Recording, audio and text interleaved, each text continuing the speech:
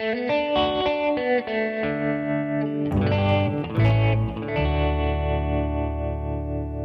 is History for Cocktail Parties with hack historians Thornton Kennedy and James Ottley.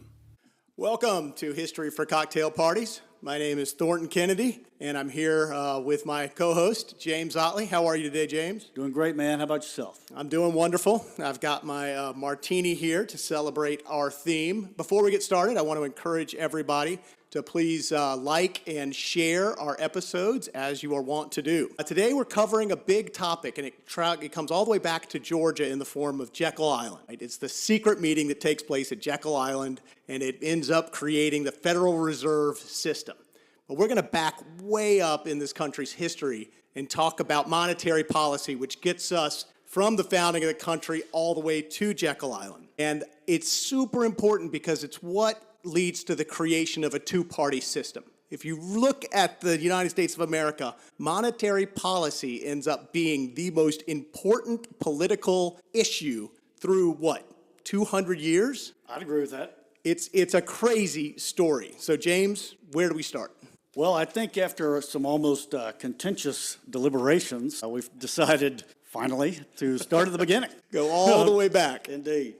But I think we both agree that we need to cover this because it really sets the landscape and telling the story of the journey of how the American populace finally got to the place of demanding banking and monetary reform, which, as we've said... Do you think the public really demanded that, or do you think leadership looked at it and realized that we absolutely fundamentally needed to have a central bank despite what perhaps a majority of Americans thought of a central banking system? I'd say chicken and the egg. I mean, you're exactly right with regard to the fear, and we're going to get into that, and distrust of a central banking system. And that's what we're going to cover today. But my answer to that quick question is I think it was a combination of both. So let's get into it. So starting way back in the beginning, and this whole story is the story of inflation, monetary policy. Inflation has a big part of this. It's relevant today, and it was really relevant back then. I think that's one of the reasons we like this episode a lot is, yes, it does have that Georgia connection in the form of Jekyll Island,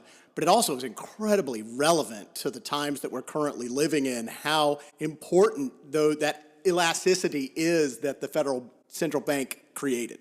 And interestingly, tariffs play a role in this as well later in the story. But to begin, back in 1690, is that an REM reference? It's a throwback to our first series. So 1690 to 1674 is Massachusetts that was the first to use paper money, and they used it as a means to finance raids against the French colony of Quebec. Other colonies decided, hey, this sounds like a great idea. They started printing money, and by the 1750s, Connecticut had inflation of 800%. The Carolinas had inflation of 900%. Massachusetts, 1,000%. And Rhode Island, 2,300%. It's a lot of inflation. And part of that was the fact that the British did not want the colonists to have specie. They did not want us to have gold coins, silver coins. They wanted to keep... It's like a game of Monopoly. They kept all the coins, right, and we could barter and trade with paper all we wanted to. Exactly. But it got so far out of hand that finally Britain came in and said, look, we're putting an end to this. Bank of England stepped in, and they forced the colonies to stop printing money. It was getting out of hand. Kind of wish somebody could do that for us today. So you get to the American Revolution. But wait, there must have been 100 different kinds of currency floating around. Well, there certainly were, but that wasn't just limited to the colonial period. It occurred, but you're absolutely right. And that caused a lot of confusion and a lot of mayhem. Because if I came up to you with the Bank of Thornton and said, hey, I need 50 gold pieces, what the hell's the Bank of Thornton? Well, exactly. In fact, you may show up, you may take that after you discount it because you don't know the Bank of Thornton, or maybe you do know the Bank of Thornton and you discount it, you don't accept it at all, or you discount it, and you show up at the Bank of Thornton and it's not there, you know. And so there was a lot of counterfeiting, and there were a lot of banks going out of business. So England said no more. England said no more, and they put an end to it. Well, that practice cranked back up during the Revolution. Continental Congress went into the printing business. In 1775, there was $12 million of the total. That was the total money supply of the country at that point. Did you say $12 million? $12 million. The Continental Congress promptly printed over the course of the next couple of years $425 million. That's how much, yeah. And the states printed money too at that time. The total money supply by 1789 had increased by 5,000%. I mean, just crazy inflation. There was an expression that said not worth a continental. I hadn't heard that. Have you heard that before? I had not. But Can I ask a question? Please. Was it backed up by gold? Well, at the beginning it was. $1 in gold or one continental was equal to $1 in gold. By the end of all of this, it was Right. worth So less if you're than a penny. printing it, then unless you have gold reserves in that same amount, it's to your point. It becomes fiat money. And so by 1789, I should say, a pair of shoes cost 5,000 continentals, and a suit cost 1 million continentals. So it was truly. Were you carrying 1 million continentals in your pocket? There was some quote. Sounds like Venezuela. There was some quote that Washington said. It was like you could have a wagon load of money and it wouldn't be worth anything. So get to the Constitution and the first couple of years of the Republic, and Alexander Hamilton, well-known figure, proposes the creating a central bank. They didn't call it a central bank, but that's what it was. The first bank of the United States, and this banking bill also included a mint as part of it. It was modeled after the Bank of England.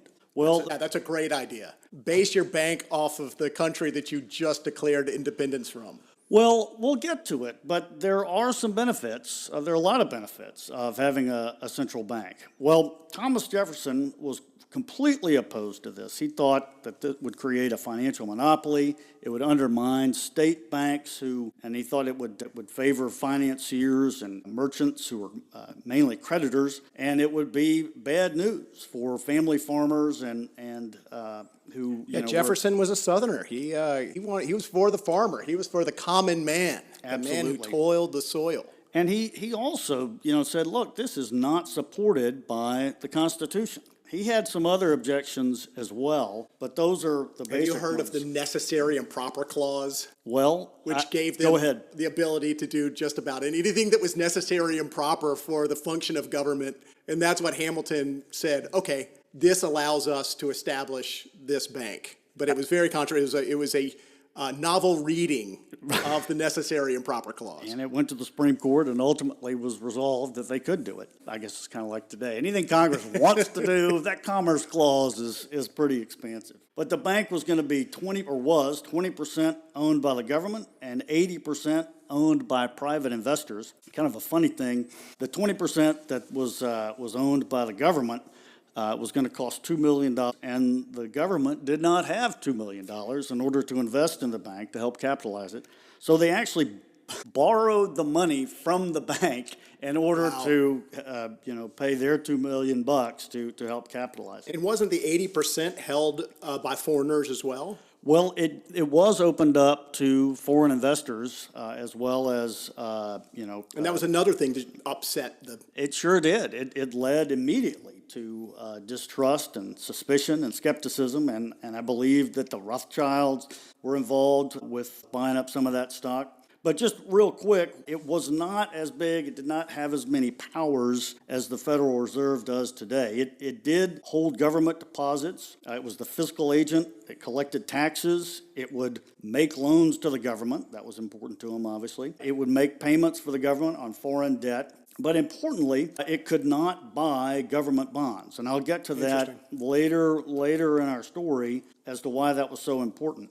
But Hamilton said, look, we need to have government debt. It's going to strengthen our credit, which it did. It's kind of like having if you have a credit card or don't want a credit card or don't need a credit card, they still tell you to get one to establish your credit. So that allowed the U.S. government to build up its credit. Well, we also owed a ton of money because of the Revolutionary War. Absolutely. I mean, we had debts all over the place that we were not able to pay. Right. And the states had debt. Covered by the federal government. And you're exactly right. Two or three other things that it did not do. It did not set monetary policy.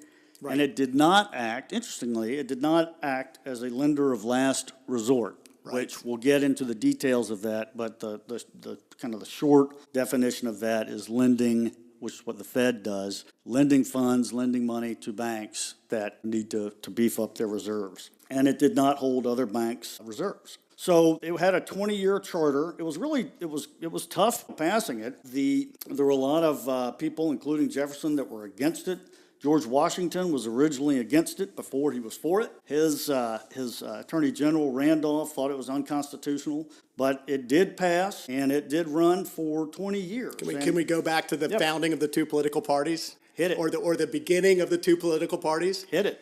So Hamilton's faction that was for the establishment of this Bank of the United States, or U.S. Bank, were the Federalists. Right. And Jefferson's group were called the Jeffersonians, or the Democratic Republicans. The Anti-Federalists. They had a bunch of different names, but one of the names was the Democratic Republicans. Okay. So those were your two sort of factions. And one of the things George Washington did not like was that fissure. He did not like the two-party system. He saw it sort of taking root. And here's another interesting fact that I'll insert, is that Thomas Jefferson inadvertently plays a role in the establishment of the U.S. Bank. Okay, you want to cover that now, or you want Are you going to get to it? Well, go ahead and cover it now. Okay. James Madison, who was a congressional leader at the time, was vehemently against the establishment of this bank. That's right. Thomas Jefferson invites Madison and Hamilton to his house for a little dinner, and at that dinner, it is agreed that if Hamilton will drop opposition to the nation's capital moving into the South, i.e. Washington, D.C., James Madison will drop his opposition to the U.S. Bank. Oh, that's a great story. I And didn't so know that compromise, Jefferson, who was so against the establishment of this bank, actually is the one who negotiates the bank's founding. That's fascinating. Thanks for sharing that. So, as you mentioned, the Anti-Federalists were against it, and it was actually their rise that doomed the first bank, and also James Madison, as you said. So James Madison circles back into form eventually. He does. So the rechartering of the bank failed by one vote. Hamilton was dead from the duel with Ellen Burr, from the milk commercial, little reference there, and it was not rechartered. So in 1811, and also at that point, state banks, there were a number of state banks that had come into existence over that time, and they feared the competition with the federal bank, this bank. And so it's that old state rights versus federal government. Yeah. There you back go. To the founding of our country. That theme continues throughout. And so these individual banks, they were against it. Hamilton was dead, so as a result, it did not. It failed by one vote. Is that right? That's exactly right. And wasn't it James Madison who was that last failing vote? I don't know. I think it was. Okay, all right. Because I think in the second iteration of this, he plays a big role, and I've heard from my research that it was ironic because it was his vote that. But we'll get to that eventually. Shut it down, yeah. So inflation followed. The general consensus is that that it prospered. The first bank of the United States prospered.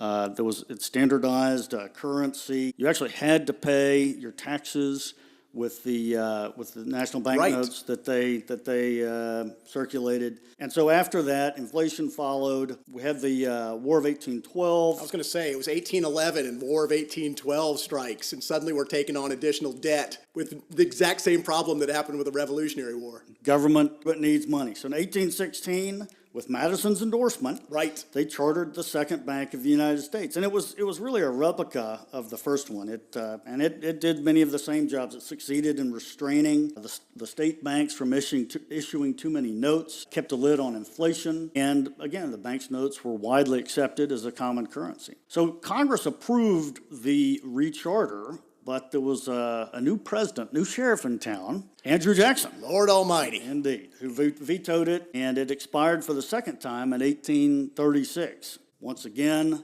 inflation occurs. There's a severe depression. In 1841, Congress actually chartered a third bank, but President John Tyler, a Southerner who was preoccupied with states' rights, vetoed it. So we had a kind of an early experiment with central banking at that time. We've hit on this, but I think it really bears kind of digging into it a little bit more.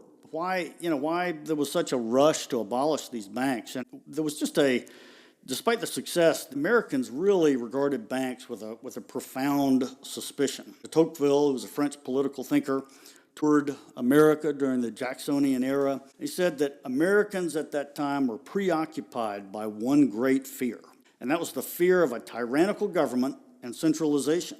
And so in America, they just thought of a central bank as unnatural. It reawakened. And that was Andrew Jackson as well. Absolutely. I mean, Jackson was very concerned about the overreach of government. And Absolutely. he ends up pulling all federal deposits out of the U.S. bank. He sure did. And tanks it. Right. He's the one who leads to the destruction of it and causes a recession, And he causes a collapse. And he basically said, look, you either elect me and we have no central bank, or you keep your central bank. And, so he really died on that, or not died on that issue, was willing to die on that hill, and he won it. So I have a quote somewhere, and I'm not going to be able to dig it up, but it was something along the lines of, they are trying to kill me with this issue, but I will kill it.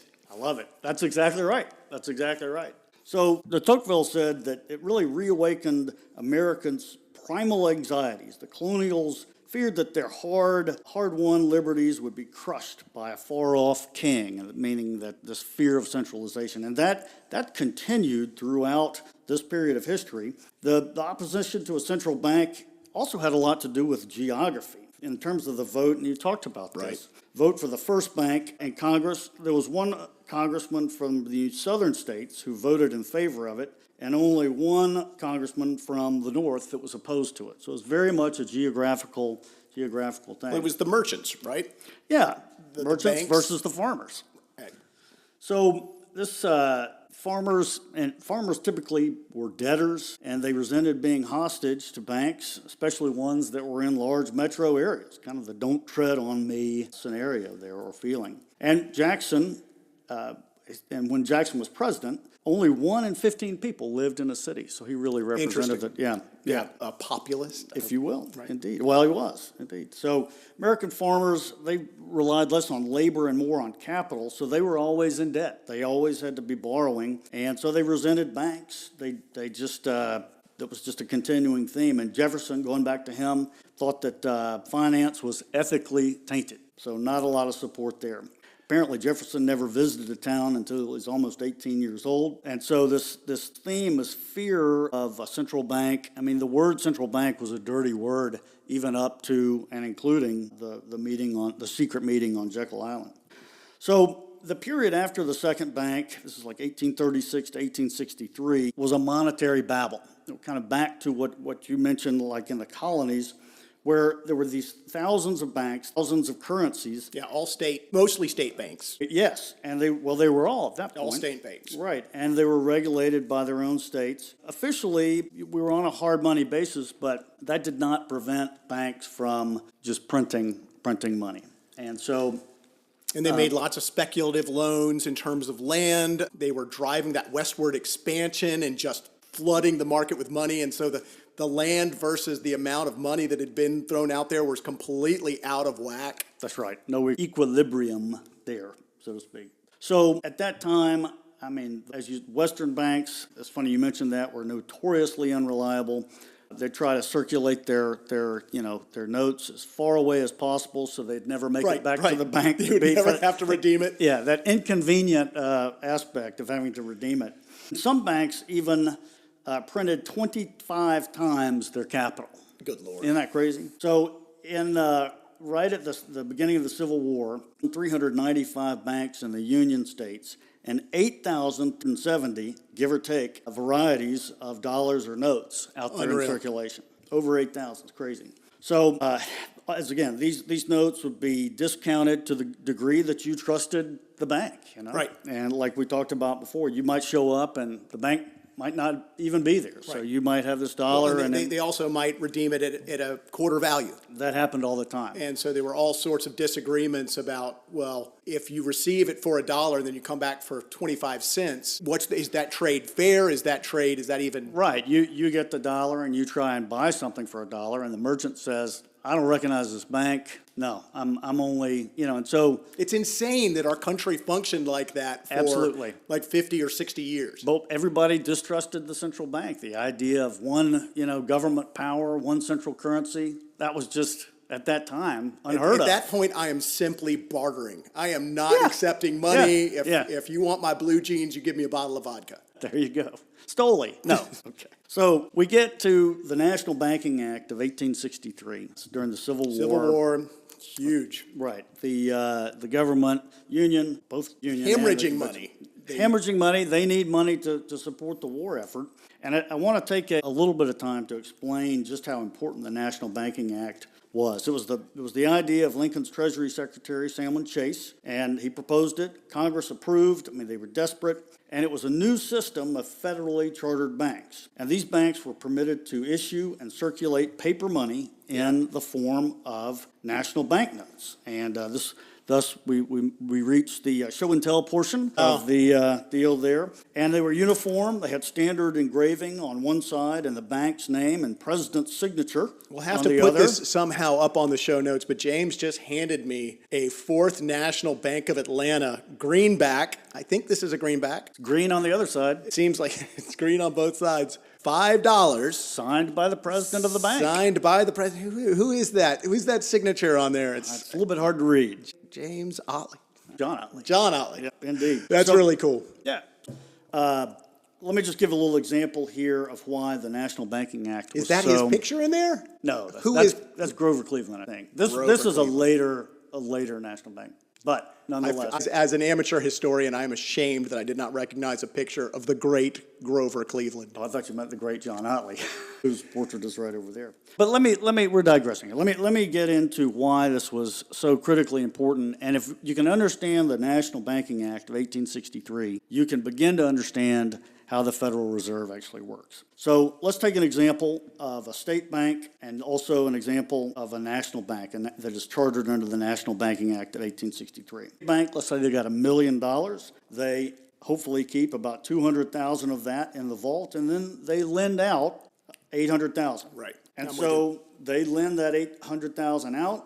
They collect interest on that 800,000. The game stops there, right?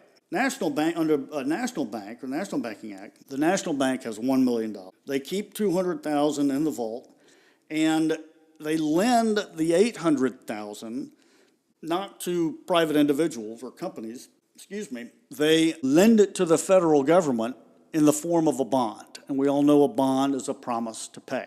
So they get that bond, they put it in their vault, and you'd think if it were like a state bank, it would just stop right there. They're getting interest on that 800,000 in the form of a bond. But under the National Banking Act, the federal government said, no, you can treat that bond. It's the same as cash. It's as good as gold. And so you can pretend that that's actually cash because it's a promise to pay with the full faith and credit. Faith of the United States government. That's right. And so the banks then are able to lend out 80% of that. So they lend out, they take it another step further, and they lend out 640,000 of that to private individuals for interest. And so the National Bank is able to basically collect interest 2 times, or almost 2 times. They're able to collect it on the 800,000, right, the form of the bond, and then they get that back in their vault, and then, wow, that's as good as cash? Okay, we can lend that out. Again, James Ottley, and charge another 8%. Yeah, another interest rate. So they're able to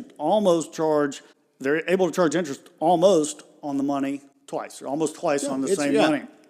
So obviously, you want to be a national bank, And so that explains, so a number of state banks rechartered as national banks.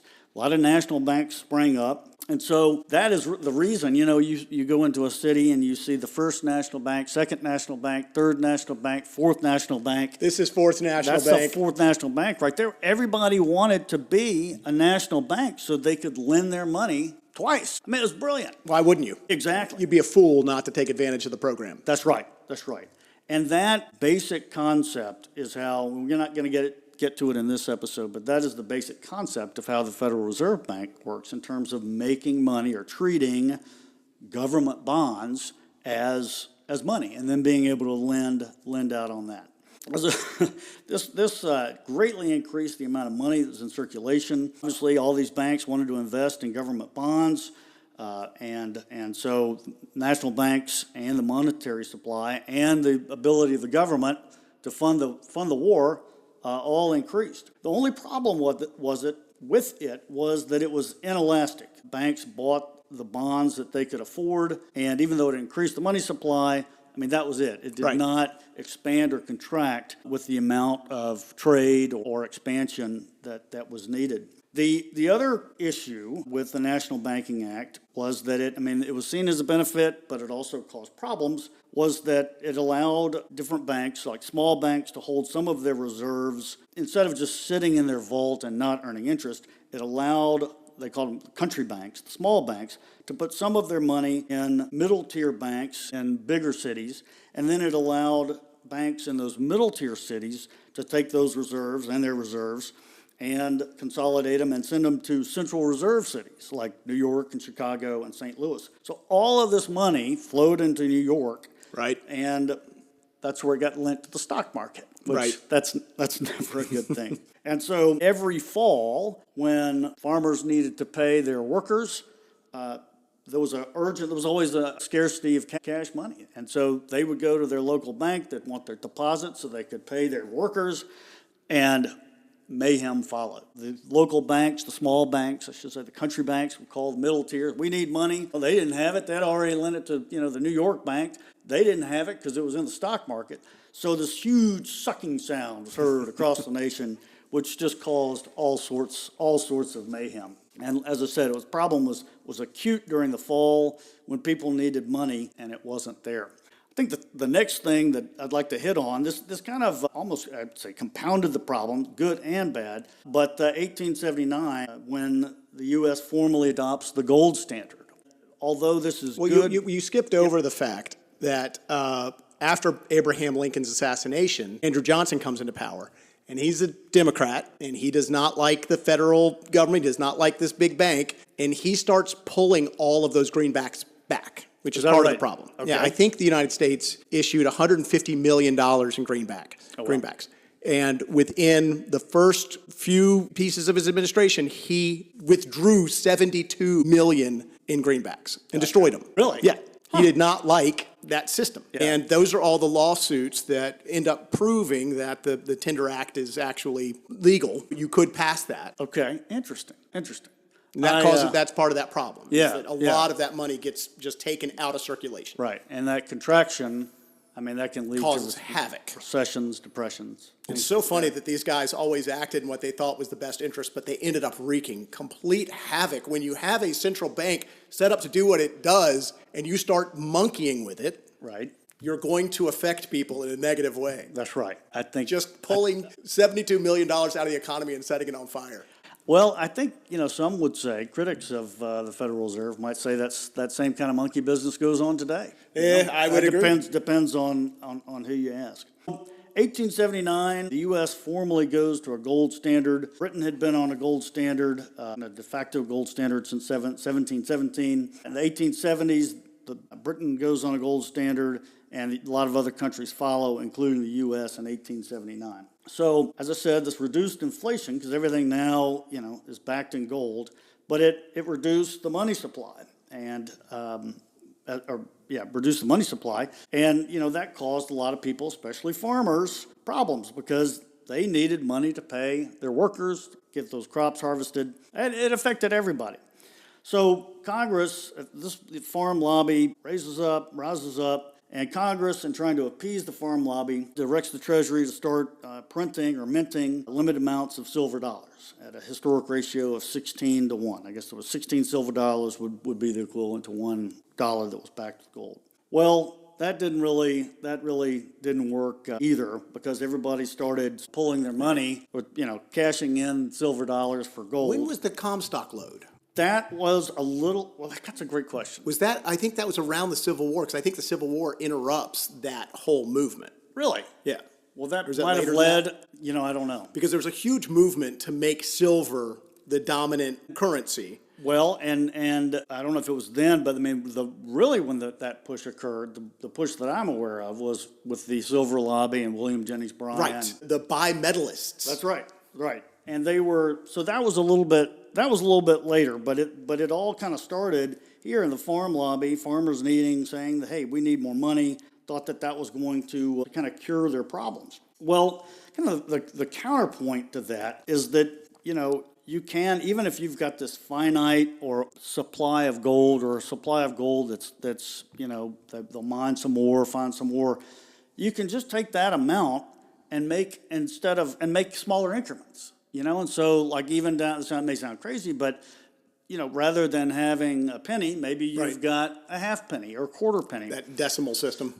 Yeah, I mean that's the alternative, and the counterpoint is that with gold, people know inherently what gold is worth, and gold over time has generally maintained its value in terms of what it will buy, in terms of actual real goods and real services. And you don't have the surprise, you don't have inflation, you don't have surprise inflation of like, oh, I've got $100,000, that doesn't buy, the next year, Right. That might be worthless. But with gold, people, for whatever reason, human behavior, have decided that gold has some type of, not inherent value, but almost. And a little example here. In Roman times, ancient Rome, 1 ounce of gold would buy you a fine toga, a fine belt, and a fine pair of leather sandals. The best money could buy, 1 ounce of gold. So today, the value of gold, the ounce of gold, is about $3,000. Right. Okay? Right. If you took that ounce of gold, cashed it in for $3,000, you went to Brooks Brothers and bought the best suit that they had, bought a nice alligator belt, and a nice pair of alligator shoes or whatever type of shoes you wanted, it cost you about $3,000. So what gold would buy in ancient Rome is about the same as what it would buy here. Yeah, Who knew? Yeah, and it's just kind of a, I don't know, if we did go back onto a gold standard, the argument is we wouldn't really have inflation, or we wouldn't have surprise inflation. It sounds like you are lobbying to go back on the gold standard. Well, I think there would be some benefits to it in terms of inflation, So we're talking about silver. Cash was scarce. In rural areas, it was particularly so. There were fewer banknotes issued in Iowa, Minnesota, Kansas, Mississippi, Kentucky, and Tennessee combined than in Connecticut. So there's just not a lot of money.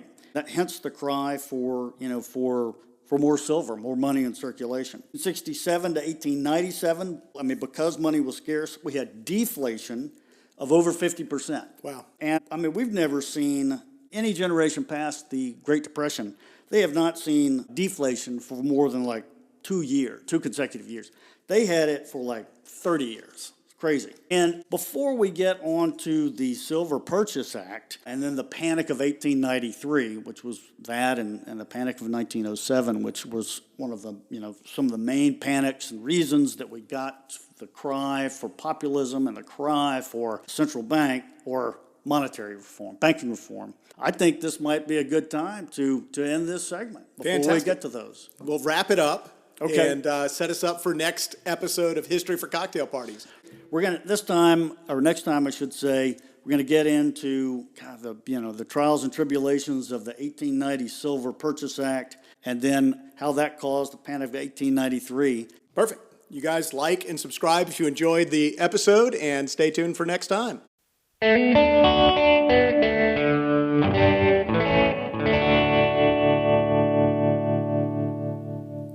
Thank you for listening to History for Cocktail Parties with hack historians James Ottley and Thornton Kennedy. Please like and subscribe, and we'll catch you next time.